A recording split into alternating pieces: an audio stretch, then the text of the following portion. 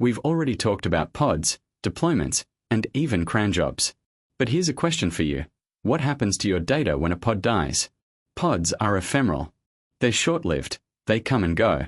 And when a pod gets deleted or restarted, all the data inside it is gone. Now, for stateless apps like a front-end server, that's perfectly fine. But for things like databases, logs, or user uploads, you can't afford to lose that data. That's where storage in Kubernetes comes in. Kubernetes gives us two kinds of storage. First, ephemeral storage. This storage is tied directly to the pod's lifecycle. When the pod disappears, the data disappears with it.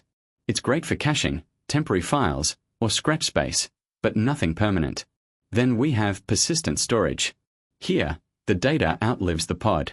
Kubernetes manages this using persistent volumes, or PVS, and persistent volume claims, PVCs. The actual storage can come from AWS EBS, GCP persistent disks, NFS, or even your local disks. And this is perfect for databases, logs, or user content that simply cannot vanish. Here's how it works.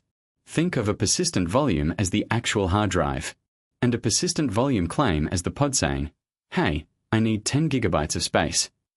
Kubernetes takes care of mounting that volume into your pod, just like plugging in a USB drive. For example, if your pod mounts storage at path nginx HTML, even if that pod restarts, your data stays safe and sound.